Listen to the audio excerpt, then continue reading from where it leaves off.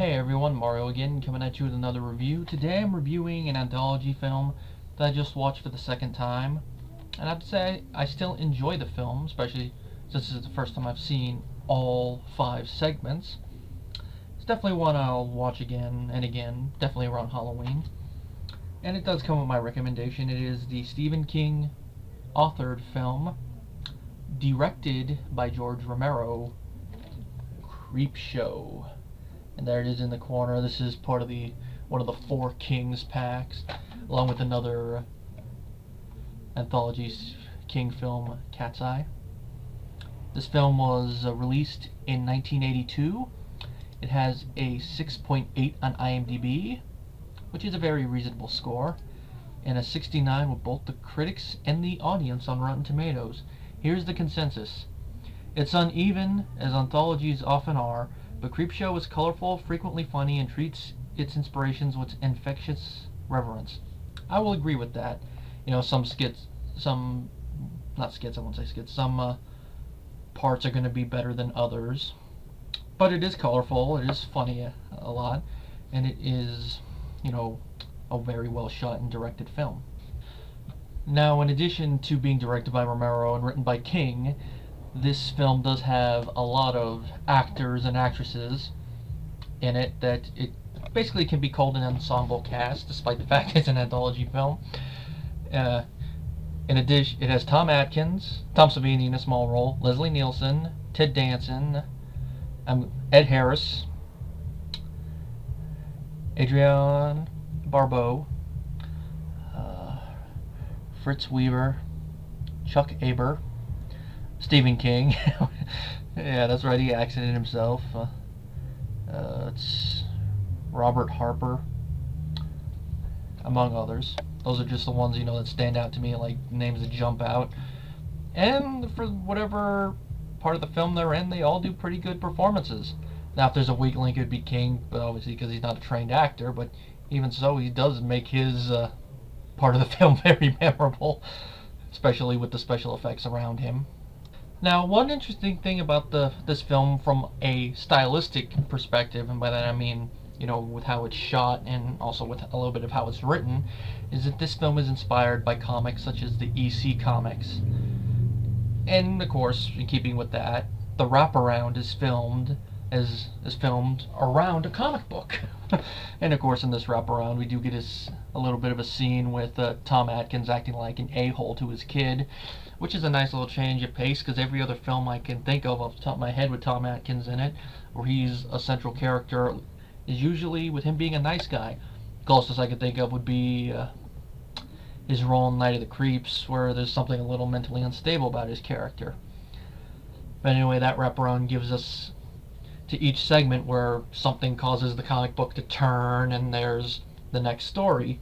And also in certain parts of each of the segments, there's like a little bit of a shot that's obviously comic book influenced, which adds a little bit of something to the film, I think. Now I'm going to go through each segment and talk a little bit about them, break down the plot a little bit, starting with Father's Day, which is the first story, which was written specifically by King for the film. It involves this family patriarch who, the family's rich, so you can obviously see why a lot of the other members would want him to die, and he's killed on Father's Day, supposedly by one of his daughters, that supposedly goes out the window when we see her reminiscing about it at his grave, of all places, 7 years after the fact. And, she spills whiskey on his grave, and he comes back to life, and he murders her, and then he goes and kills other members of the family. That's basically the whole thing, is that we have to see him kill it. Now, when we first see the father, I like the makeup on him. I mean, it's slightly elaborate, but, it still leaves a little bit to the imagination, but it does have a slight comic bookish vibe to it, which, fits the whole tone of the entire film. So it goes with it. There's nothing really much else to say about this one, which is why it's good for an opener, but not really, if it was placed in the middle of the film or later in the film, you'd be like, wow, it's a little out of place. So it works as an opener. The only real thing I can say about it is that it's fun to actually see some of these characters get it, especially when we see how much of jerks and uptight. I'm trying to think of another insulting word, but I can't. But just with how these characters are when you watch the segment, you'll see it's like, okay, it's kind of fun, especially since it's this guy who was killed just for his money. Even if you could say it's kind of karma coming on him. The only thing that's weird when you just look at it for what it is, it's like, how did the guy come back? But in doing a little bit of research, apparently whiskey, at least in its the Gallic word for whiskey translates to water of life. So, pour water of life on the grave, the guy's gonna come back. Next, we get The Lonesome Death of Jordy Verrill, based on the short story Weeds, where we see Jordy Verrill, played by Stephen King himself. He's a dim-witted backwoods farmer type guy who sees a meteorite land in one of his fields, so he goes, to get it, and he thinks that maybe he can sell this meteorite to pay back a $200 bank loan he owes. Well, he touches it, it burns his hand, and then when he tries to cool it off with water, it cracks, and he's like, oh crap. Well, slowly this vegetation stuff starts to grow on him. He's trying to deal with it, and eventually it leads to his undoing. I'm not going to spoil the rest of it, but I think the title kind of states what happens to him. But what makes this enjoyable is Stephen King's performance and how he reacts to his situation as it keeps going on, and that's really what makes this segment stand out among the others.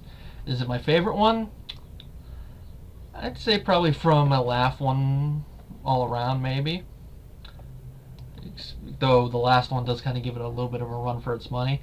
I'd say probably The Crate is probably my favorite one from a horror perspective, but then there's also a little bit of thriller aspect in this next one, and that's Something to Tide You Over. Which, one thing I have to mention is this one kind of bears a slight resemblance to King's story The Ledge. There's differences, of course, but some of the overall story elements are similar, involving, the cheating wife, the lover, and the scorned husband who happens to have a lot of money who's going to take revenge.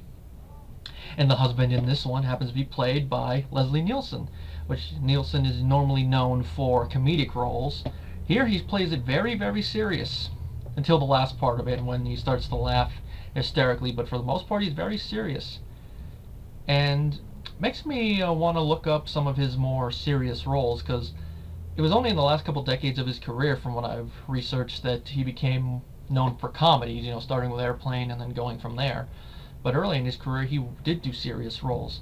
So it makes me want to look up some of it and see, how he was in that. Or maybe it just worked in this one, who knows. And of course his back and forth with Ted Danson's character is very good. And Nielsen's character, you just want to smack him because of how I'm not going to use the word uptight, it's just how cocky he is, especially when he has the gun out.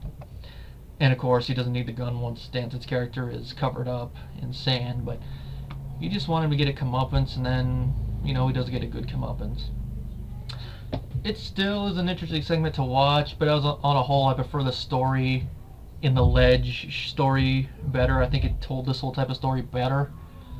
And of course that one is in Cat's Eye, and I think that one was filmed a little bit better, but it's still a nice center segment for the film. Next we get Crate, which, like I said, is probably my favorite of the stories. It involves a college custodian dropping a quarter and then finding this one crate that has been there for 148 years. He calls one of the professors in.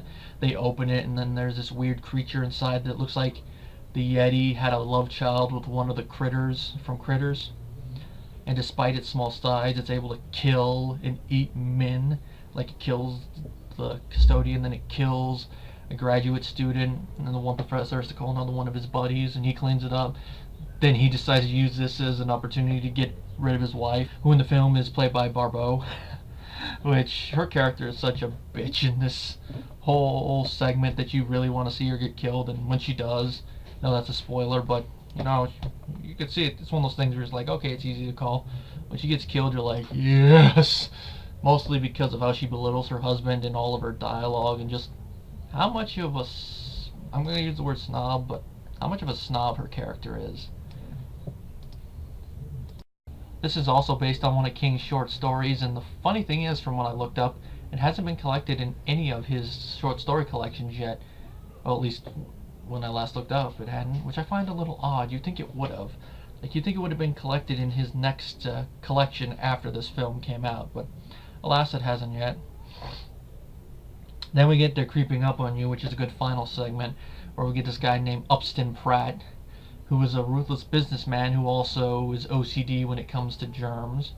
And he's having a problem because his sealed apartment is getting a cockroach infestation. And that's basically the entire segment, him dealing with the cockroaches and him eventually getting killed by them, which the way they use the cockroaches in this scene is very effective, especially at the end when a lot of them start coming in, and the actor who plays Pratt's reaction it's priceless.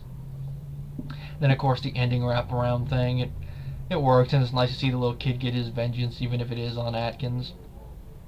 Overall, this is an anthology film that I definitely say someone must watch if you're a fan of horror, and especially black comedy, because that's what most of the humor in this film is, black comedy. Like I mentioned, they kind of shift around a little bit, but they're all enjoyable, for what they each contain. Some are better than others. Like I said, Father's Day is probably the weakest of them, but it's a good opener. The Creeping Up on You is also, for what, it's very simple, but for an ending one, it works.